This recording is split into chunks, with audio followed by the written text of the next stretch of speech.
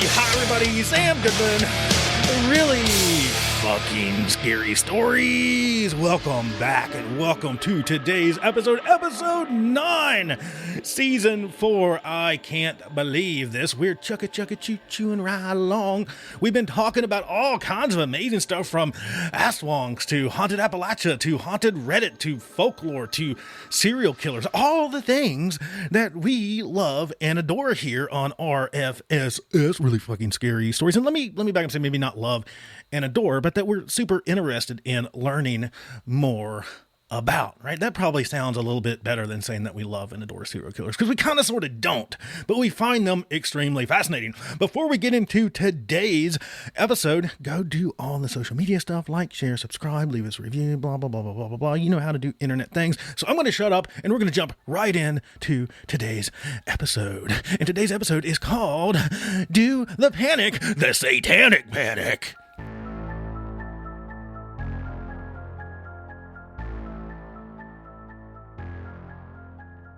Bop, bop, bop, bop, bop, shidooby-doo, bop, bop, bop, bop, bop, shidooby-doo. So there's my little plug for the band Phantom Planet, Do the Panic, right? You gotta like Phantom Planet. Who doesn't like Phantom Planet? You gotta, right? You know, everybody knows the song California, but this song is, to me, just as good. I really like their song Do the Panic. But let's jump in. The Satanic Panic. When shit goes wrong, you know who we blame? You guessed it, the fucking devil. The devil made me do it. The devil did it. The devil's ruining the youths of America. It's the devil. It's the motherfucking devil. The Satanic Panic. It's this kind of moral panic, and there's about 12,000 unsubstantiated cases of satanic ritual abuse, also known in the community as SRA, aka ritual abuse, ritualistic abuse, organized abuse, sadistic ritual abuse. Let's just say SRA, satanic ritual abuse. And a lot of this started in the U.S., here in the U.S. around the 1980s, and spread throughout many parts of the world by the late 1990s, and oddly enough, still persists to the day. As we mentioned, the panic originated in 1980 with the publication of Michelle Remembers, a book that was co-written by Canadian psychiatrist, you know I'm bad with names, right? Lawrence Pazder, P-A-Z-D-E-R. It's got to be Pazder, right? And his patient and future wife, that might tell you something's a little kind of fucked up there, Michelle Smith, which used the discredited practice of recovered memory therapy. You'll kind of remember recovered memory therapy if you look back on kind of like the stuff where therapists kind of like dump stuff into your brain and make you remember things that might have not happened, right? And this was to make sweeping claims about satanic ritual abuse involving Smith. The allegations, which afterwards arose throughout much of the United States, involved reports of physical and sexual abuse of people in the context of occult or satanic rituals. In its most extreme forms, allegations involve a conspiracy of a global satanic cult, which includes the wealthy and powerful world elite, in which children are abducted or bred for human sacrifices, pornography, and prostitution. Nearly every aspect of the ritual abuse is controversial, including its definition, the source of the allegations and proof thereof, testimonies of alleged victims, and court cases involving the allegations and criminal investigations. The panic affected lawyers, therapists, and social workers who handled allegations of child sexual abuse.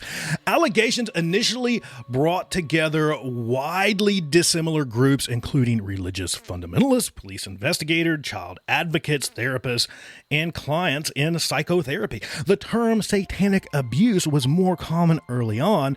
This later became SRA, as we mentioned, satanic ritual abuse, and further secularized into simply ritual abuse. Over time, the accusations became more closely associated with dissociative identity disorder, then called multiple personality disorder, and anti-government conspiracy theories.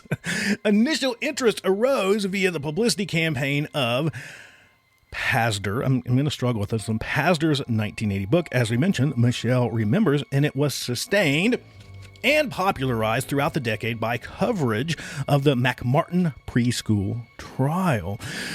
Testimonials, symptom lists, rumors, and techniques to investigate or uncover memories of SRA were disseminated. I'm struggling today. disseminated through professional, popular, and religious conferences, as well as through talk shows. So there was a ton of this all over the television as well. Every fucking talk show was talking about this, sustaining and further spreading the moral panic throughout the United States and beyond. In some cases, allegations actually resulted in criminal trials with varying results.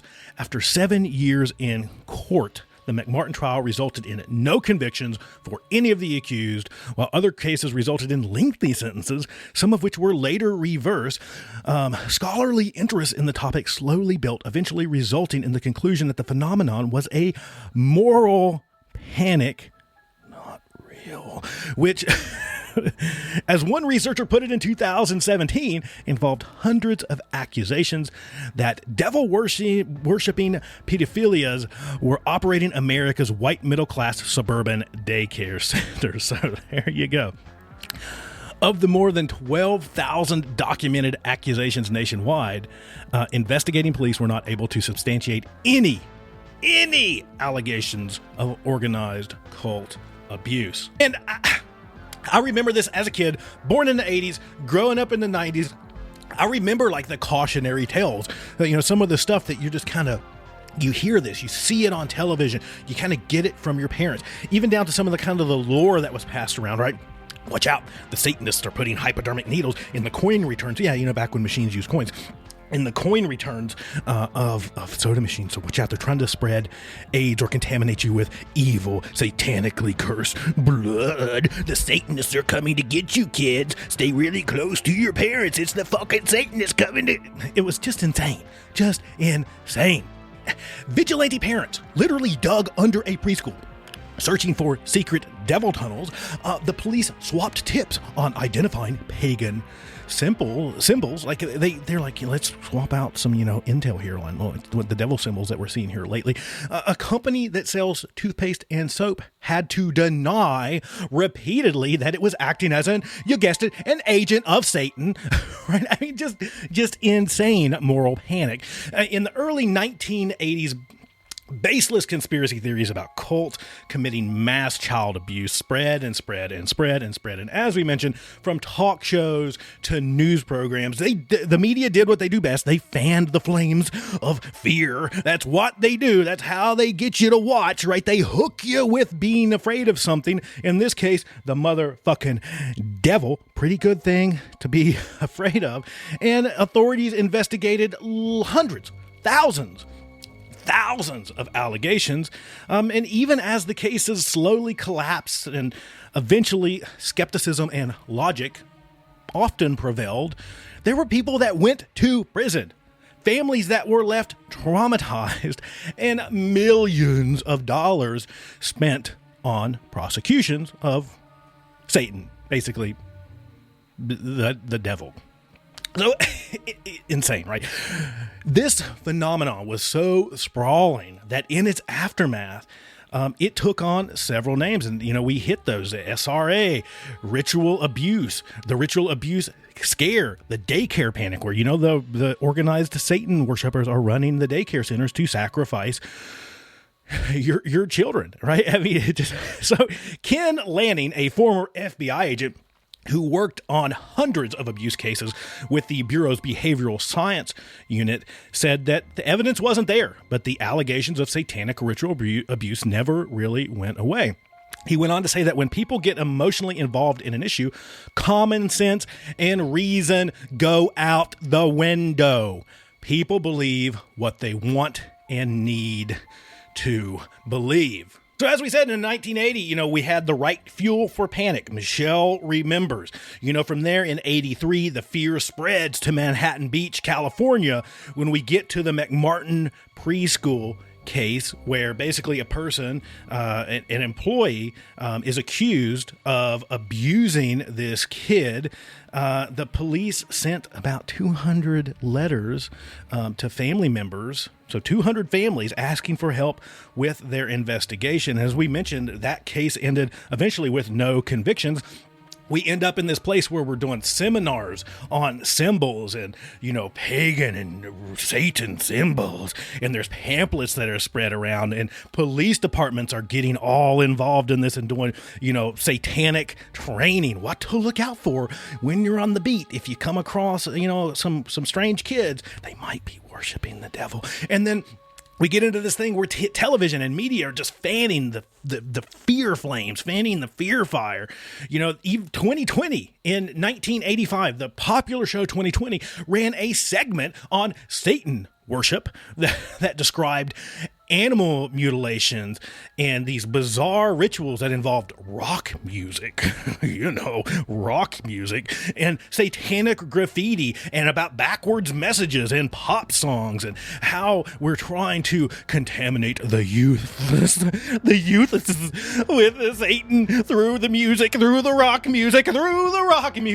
Oh God. And they're putting the pagan symbols on their walls, and there you go. Right. So eventually, as we said, all this shit gets into court at some point, and out of all of these Satan worshiping claims and Satan homicides and Satan this and the devil that, there's not really any convictions because it wasn't fucking true, right?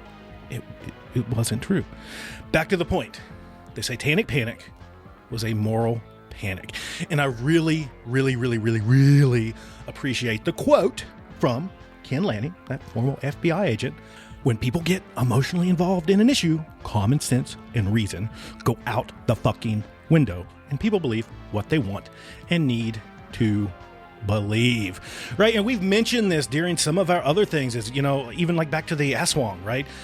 It's much easier to blame stuff on Aswang. It's much easier to, when something really bad happens, like, something happens at a daycare, something happens to one of your kids, someone gets murdered, something really gnarly happens, it's much easier to blame that on Aswang, on the devil, on satanic cults and their evil rituals and the devil rock and roll music, than it is to say that maybe just people, maybe that person next door, not fueled by Satan, not being an Aswang, can do some really fucking scary things. But what's even scarier is that through the phenomena of moral panic around things that aren't real, we can send people to jail. We can send people to prison because of the devil. That's what's really fucking scary. Have you had a really fucking scary experience? Have you seen a ghost? Have you been on a macabre adventure? Would you like to share it on air?